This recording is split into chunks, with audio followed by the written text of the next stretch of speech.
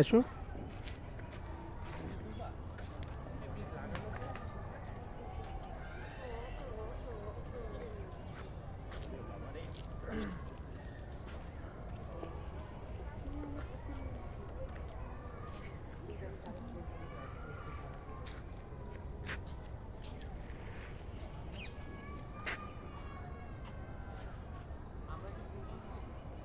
মেঘটা কিন্তু সুন্দর হয়ে গেছে, তাই না? হুম।